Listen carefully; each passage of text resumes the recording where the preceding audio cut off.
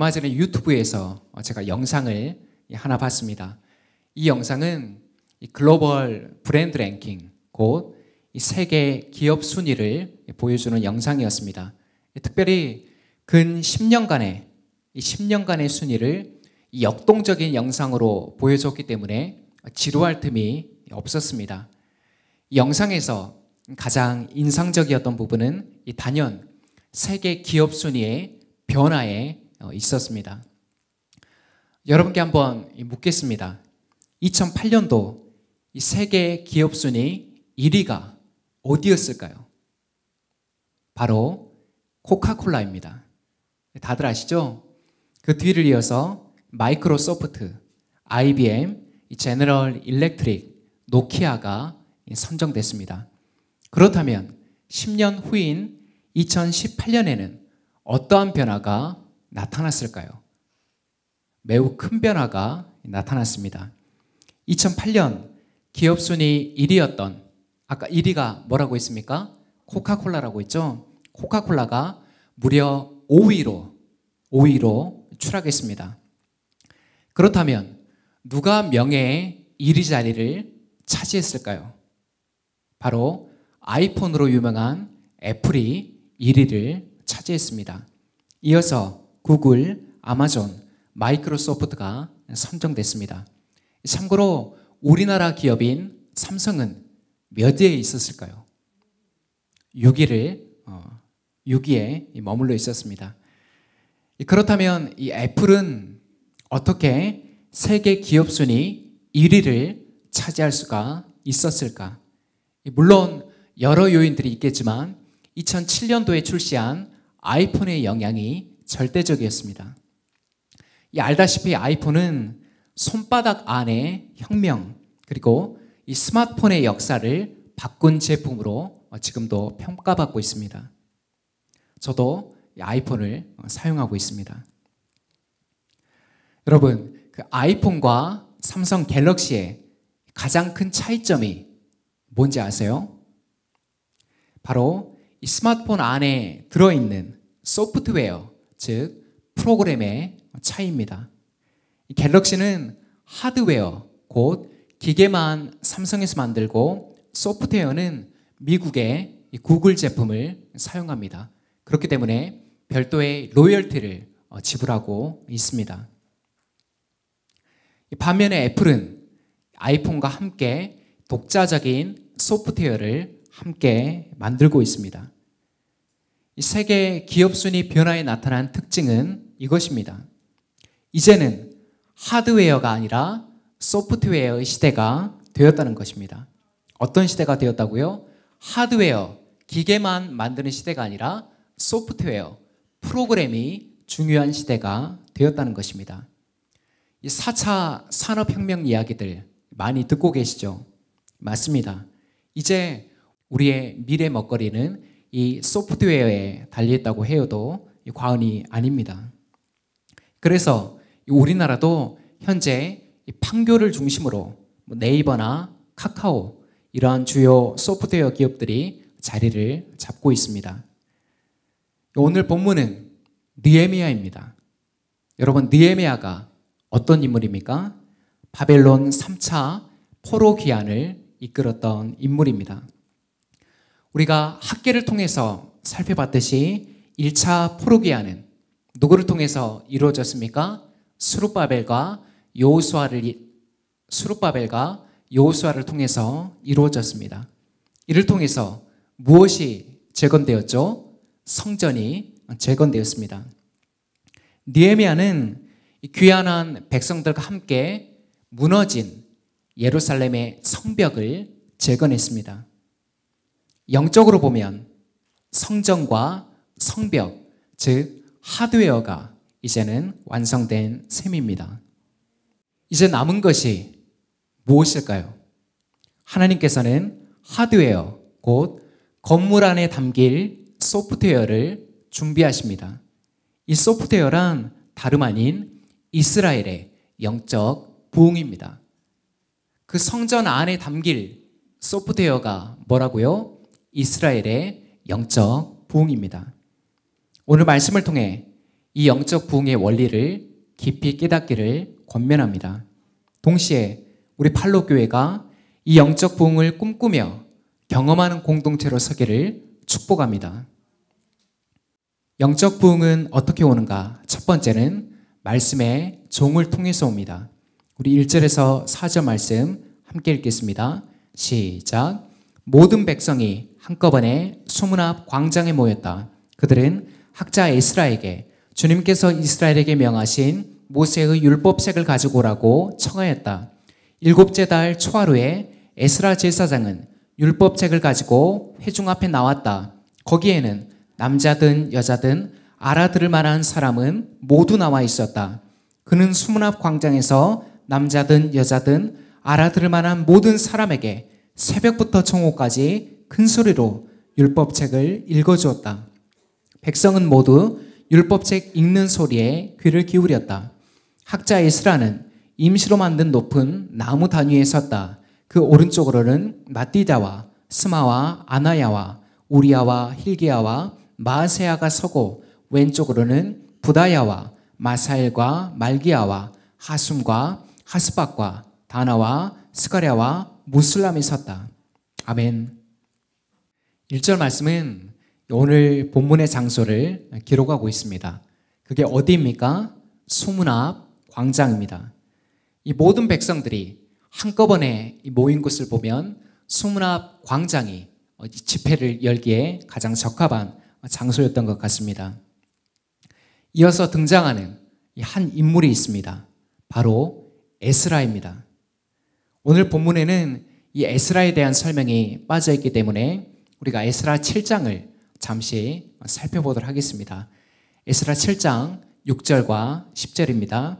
함께 읽겠습니다. 시작. 그는 주 이스라엘의 하나님이 주신 모세의 율법에 능통한 학자이다. 에스라는 주님의 율법을 깊이 연구하고 지켰으며 또한 이스라엘 사람들에게 율례와 규례를 가르치는 일에 헌신하였다. 아멘. 에스라가 무엇에 능통한 사람이라고요? 모세의 율법에 능통한 학자입니다. 이 동시에 제사장입니다.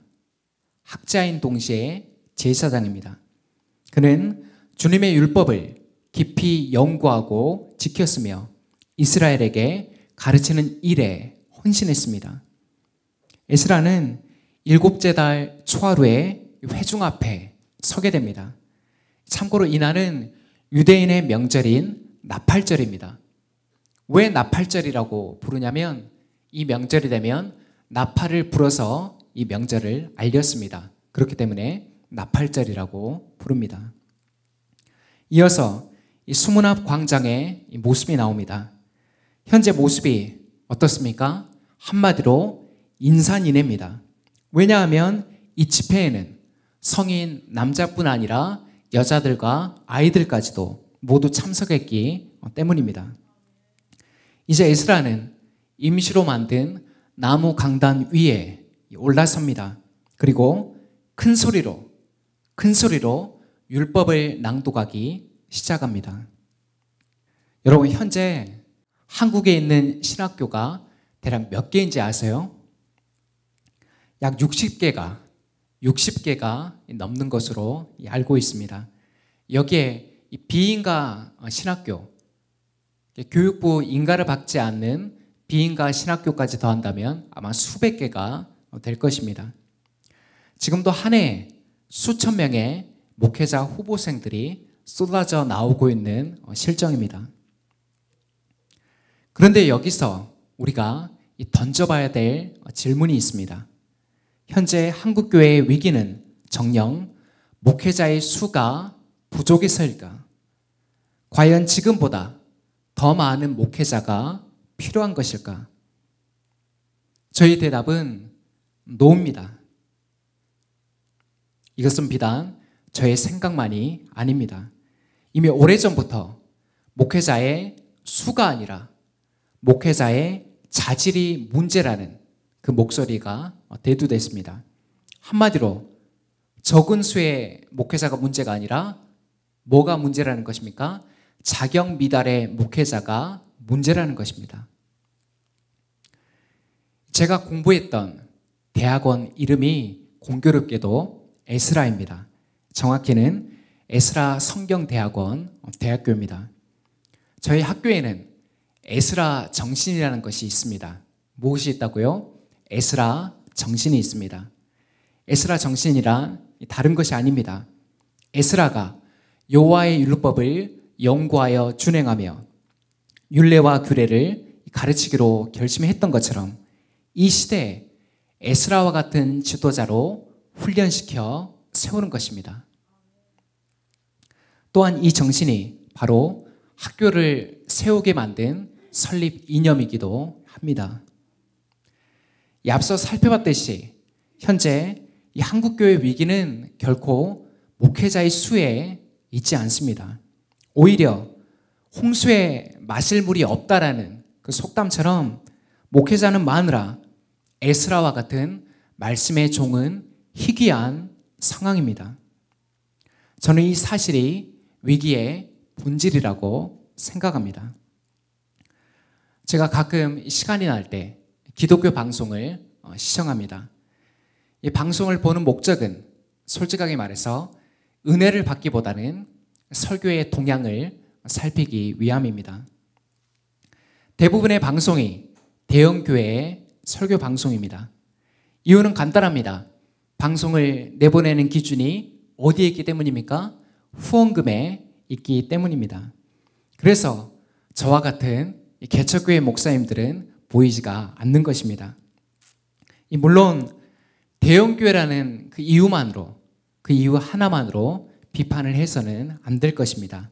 그러나 제 개인적으로 봤을 때는 말씀에 충실한 설교보다는 그렇지 않은 설교가 더 많은 것 같습니다. 이러한 이유 때문에 저는 우리 성도님들에게 다른 설교 방송을 듣는 것을 추천하지 않는 것입니다. 세계 교회 역사를 살펴보면 놀라운 영적 부흥의 현장들이 있었습니다. 이 역사들을 살펴보면 이 공통점을 하나 발견할 수가 있습니다. 바로 영적 부흥의 현장에는 신실한 말씀의 종들이 앞서 있었다는 사실입니다.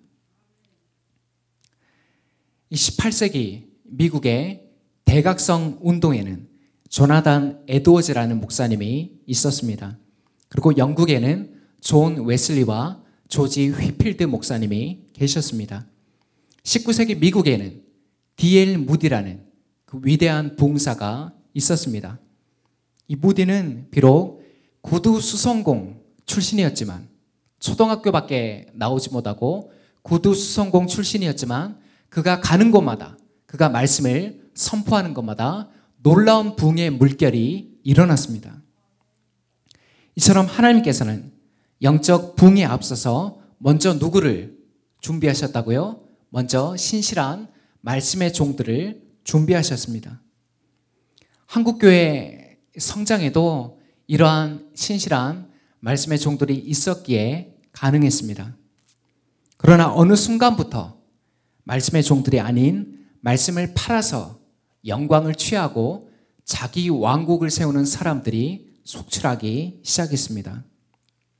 그 결과 한국교회는 현재 개독교라는 치욕을 얻게 되었습니다.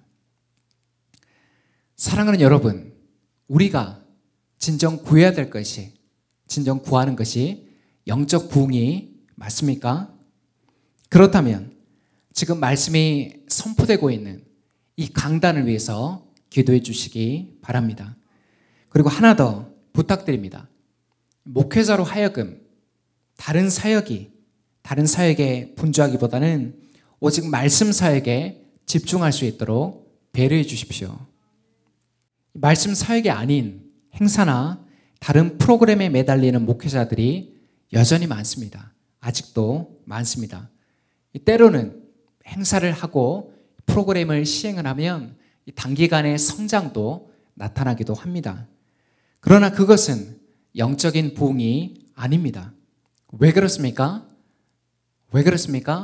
진정한 부흥은 오직 무엇을 통해서만 임하기 때문입니까? 진정한 부흥은 말씀을 통해서만 임하기 때문입니다. 에스라의 정신이 저와 이 팔로 강단을 지켜가기를 기도해 주십시오. 이것이 영적 부흥을 위한 최우선순위의 기도 제목입니다. 영적 부흥은 어떻게 오는가? 이 두 번째는 말씀의 백성을 통해서 옵니다. 5절에서 9절 말씀 우리 함께 읽겠습니다. 시작. 학자 에스라는 높은 단위에 서 있었으므로 백성들은 모두 그가 책 펴는 것을 볼 수 있었다. 에스라가 책을 펴면 백성들은 모두 일어섰다.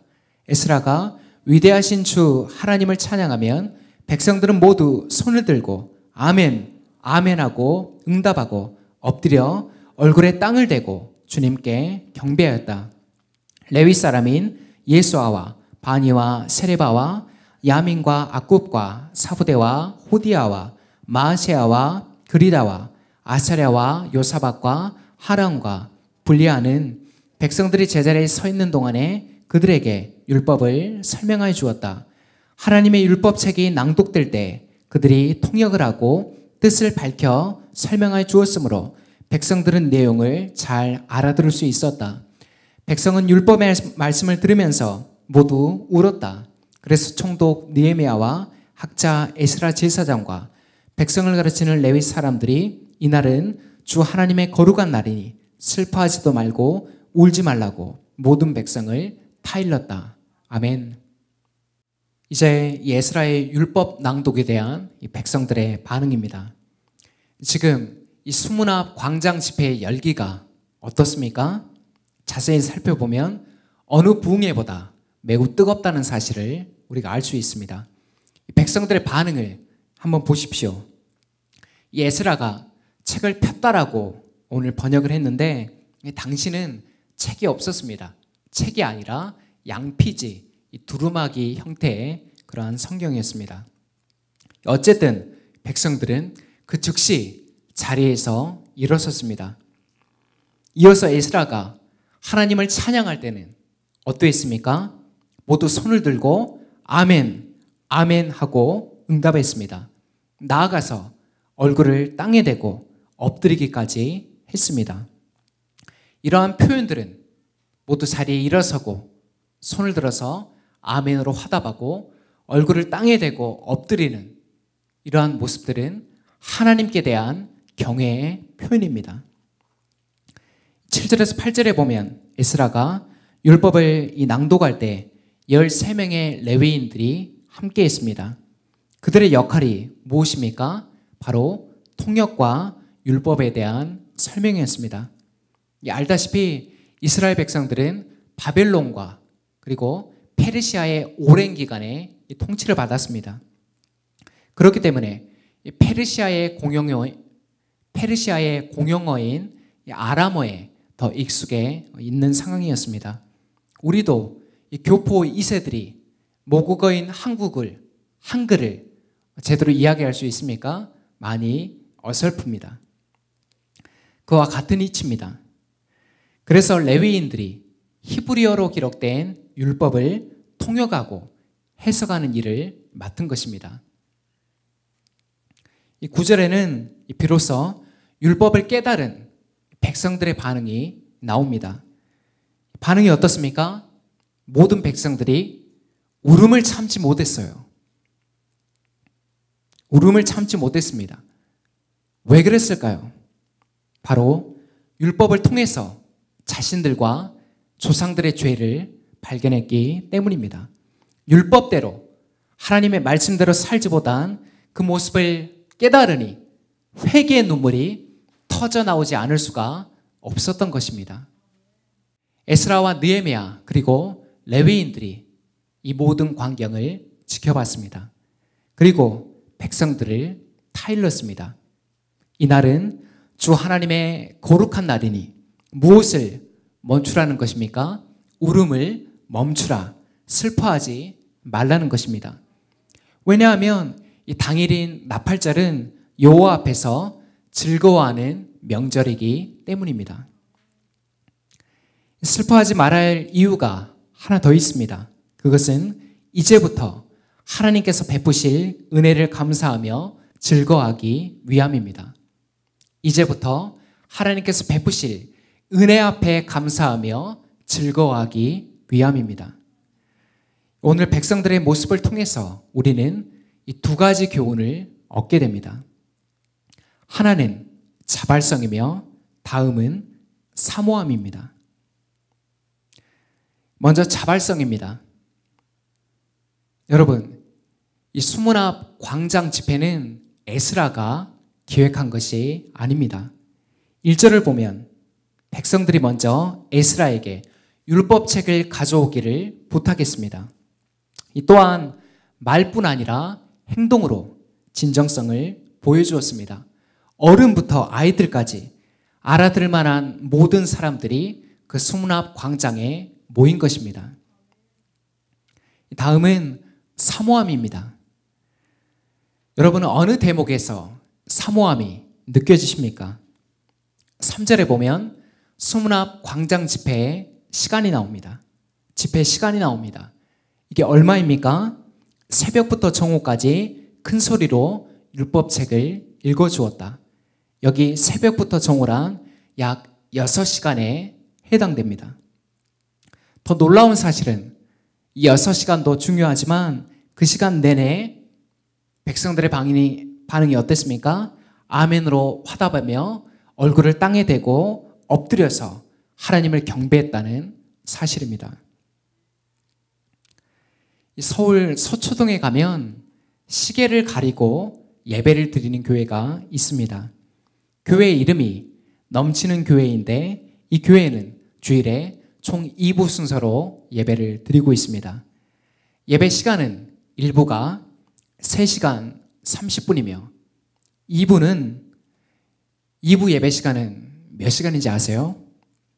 평균 5시간에서 6시간을 드립니다. 이 교회 담임 목사님이 순복음교회 출신인데 목사님의 지로는 간단합니다. 대부분의 성도들이 주일에 한 번 나와서 예배를 드리는데 예배가 영화 한 편보다 짧아서야 되겠는가? 긴 영화는 3시간 가까운 영화도 있습니다. 이렇게 예배를 6시간 드린다면 과연 이 교회에 누가 갈까? 여러분이라면 가겠습니까? 여러분 가겠습니까? 놀라운 사실은 이렇게 역동적인 예배를 드리니까 놀라운 역사들이 나타나기 시작했습니다. 자폐증과 우울증을 겪는 아이들이 치유를 받고 회복된 것입니다. 그 외에도 여러 질병들과 정서적인 질병들이 치유받기 시작한 것입니다. 현재 교회는 300명의 성도들이 출석하고 있으며 대부분이 20대에서 40대의 청년들입니다. 현재 한국교회 예배 시간은 길어야 90분입니다. 평균 예배 시간이 60분에서 70분 정도에 해당됩니다. 어디는 30분 드리는 곳도 있고 심지어 영국에는 15분 드리는 곳도 있다고 합니다. 물론 예배 시간이 반드시 길어야 될 필요는 없습니다. 그러나 점점 짧아지는 예배 분위기는 교회의 영적인 쇠퇴를 보여주는 한 단면이라고 생각이 됩니다. 제가 고등학교 1학년 때 회심을 했습니다. 모태신앙이고 목사의 아들로 성장했지만 제가 예수님을 인격적으로 만난 것, 십자가의 복음 앞에 인격적으로 꼬꾸라진 것은 고등학교 1학년 때였습니다. 이때가 저의 첫 번째 영적 부흥의 시기였습니다. 놀라운 것은 이 시기에 제가 하루에 설교만 몇 시간을 들었는지 아세요? 하루 평균 6시간에서 8시간 설교 말씀을 들었습니다. 이러한 영적인 부흥을 경험해 봤기에 오늘 이 본문의 말씀이 저는 결코 과장이 아니라고 생각됩니다. 결국 과장이 아님을 믿습니다. 사랑하는 여러분, 오늘날 영적인 부흥을 찾아볼 수 없는 이유가 무엇입니까? 바로 말씀의 백성이 멸종해 가고 있기 때문입니다. 말씀의 백성이 어떻다고요? 멸종해 가고 있기 때문입니다. 멸종이라는 단어가 의미하듯이 이는 매우 심각한 상황입니다. 바라기는 팔로우 교회, 우리 모든 성도들이 오늘 이스라엘 백성들처럼 말씀 앞에 자발성과 사모함을 갖춘 말씀의 백성들로 서기를 축복합니다. 이 말씀을 맺습니다. 오늘은 영적인 부흥은 어떻게 오는가라는 제목으로 말씀의 교훈을 받았습니다. 오늘 포로기안 공동체는 놀라운 영적 부흥을 경험했습니다. 또한 이 중심에는 말씀의 종과 말씀의 백성이 있었습니다. 물론 부흥은 전적인 하나님의 주권에 달려 있습니다. 부흥은 결코 우리 인간이 인위적으로 만들 수 있는 성질이 아닌 것입니다. 그럼에도 교회의 역사를 살펴보면 늘 부흥의 현장에는 말씀의 종들과 말씀의 백성들이 있었습니다. 우리는 이 사실을 잊지 말아야 됩니다. 10절에 느헤미야가 말합니다. 이제 돌아가서 살찐 짐승들을 잡아 푸짐하게 먹고 마십시오. 만약 형편이 어려운 사람들이 있다면 그 목도 챙겨주십시오. 이후 백성들이 어떻게 했을까요? 놀랍게도 그 말씀 앞에 순종했습니다.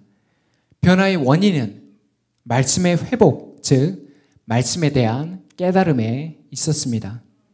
이것이 순종을 가능하게 했습니다. 비로소 하나님과의 관계는 물론이요, 이웃과 함께 즐기는 기쁨도 회복된 것입니다. 이것이 바로 영적 부흥의 본질입니다. 하나님을 사랑하고 이웃을 사랑하는 이것이 영적 부흥의 본질입니다. 이번 한 주는 영적 부흥을 깊이 묵상하는 시간이 되시기를 권면합니다. 더불어 이 질문도 함께 묵상하십시오. 나는 어떻게 신실한 말씀의 종이 될 것인가? 나는 어떻게 진실한 말씀의 백성이 될 것인가? 이 거룩한 묵상이 우리 공동체를 영적 부흥 앞으로 이끌기를, 영적 부흥 앞으로 한 걸음 더 다가서게 만들기를 예수 그리스도의 이름으로 축원합니다. 기도하겠습니다.